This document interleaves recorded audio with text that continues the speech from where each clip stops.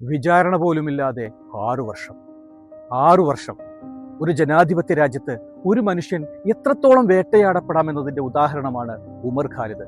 The ഗാർഡിയനിൽ അദ്ദേഹത്തിൻ്റെതായി വന്ന പുതിയ അഭിമുഖം ഇന്ത്യൻ രാഷ്ട്രീയത്തിലെ ചില ഇരുണ്ട സത്യങ്ങളാണ് പുറത്തു കൊണ്ടുവരുന്നത്.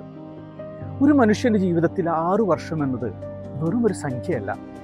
6 വർഷം കൊണ്ട് ഒരാൾ ചിലപ്പോൾ ബിരുദം നേടാം, അയാളുടെ ജീവിതം കെട്ടിപ്പടുക്കാം, ഒരു തൊഴിൽ കണ്ടെത്താം, വിവാഹം കഴിക്കാം, ഒരു കുടുംബം തന്നെ അദ്ദേഹത്തിന് കെട്ടിപ്പടുക്കാൻ കഴിയും. 2020 ഡൽഹി കലാപത്തിന്റെ പേരിൽ അറസ്റ്റ് ചെയ്യപ്പെടുമ്പോൾ ഉമർ ഖാലിദ് ഒരു വിദ്യാർത്ഥി നേതാവും അന്യായം ചോദ്യം ചെയ്യുന്ന ശബ്ദവുമായിരുന്നു.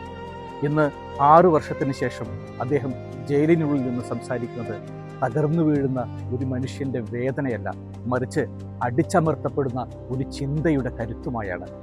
തനിക്കെതിരെ ഉയർന്ന ആരോപണങ്ങൾ ഡിസ്റ്റോപ്പിയൻ അഥവാ തീർത്തും മോശമായ, സ്വാതന്ത്ര്യമില്ലാത്ത അടിച്ചമർത്തലുകൾ നിറഞ്ഞ അവസ്ഥയാണെന്നും താൻ വെറുമൊരു ഇരയല്ല, ആശയങ്ങൾ കൊണ്ട് നടക്കുന്ന ഒരാളാണെന്നും അദ്ദേഹം ഓർമ്മിപ്പിക്കുന്നുണ്ട്.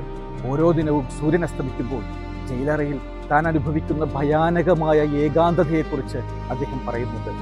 ഒരു മനുഷ്യനെ ഇല്ലാതാക്കാൻ ഭരണകൂടം എങ്ങനെയാണ് ജയിലിനെ ഒരു ആയുധമാക്കുന്നത് എന്നതിൻ്റെ നേർക്കാഴ്ചയാണ് ഈ ഉമർ ഖാലിദ് എന്ന് പറയുന്നത്. ഏറ്റവും ശ്രദ്ധേയമായത് അദ്ദേഹം പ്രതിപക്ഷത്തോട് ചോദിക്കുന്ന ചോദ്യമാണ്: എവിടെയാണ് പ്രതിപക്ഷം? എവിടെയാണ് പ്രതിപക്ഷം? എവിടെയാണ് സിവിൽ സൊസൈറ്റി? തൻ്റെ പേര് പറയുമ്പോൾ പോലും ഭയക്കുന്ന ഒരു അവസ്ഥയിൽ നിശബ്ദത പാലിക്കുന്നവരെ അദ്ദേഹം ഓർമ്മിപ്പിക്കുന്നത് ഒന്നു മാത്രമാണ്: ഇന്ന് നിങ്ങൾക്ക് വേണ്ടി സംസാരിക്കാൻ ആളില്ലെങ്കിൽ നാളെ ആരും അവശേഷിക്കില്ല.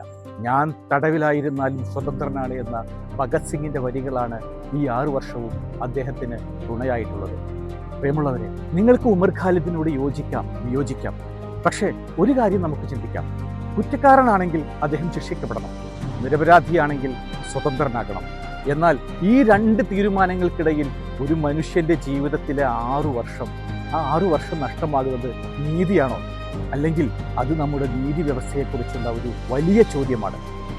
കുറ്റവാളിയാണെങ്കിൽ അദ്ദേഹം ശിക്ഷിക്കപ്പെടട്ടെ, പക്ഷേ അത് എന്ത് തന്നെയായാലും നീതി അകാരണമായി വൈകുന്നത് നീതി നിഷേധിക്കപ്പെടുന്നത് പോലെയാണെന്ന് നമ്മൾ ഓർക്കണം. ഉമർ ഖാലിദിനെ പോലെ അനേകം ആളുകൾ വിചാരണ തടവുകാരായി തുടരുന്നത് നമ്മുടെ രാജ്യത്തിൻ്റെ അന്തസ്സിന് ചേർന്നതാണോ? ഇതിനെക്കുറിച്ച് എന്താണ് നിങ്ങളുടെ അഭിപ്രായം? നിങ്ങളുടെ അഭിപ്രായങ്ങൾ പങ്കുവയ്ക്കൂ. Thank you.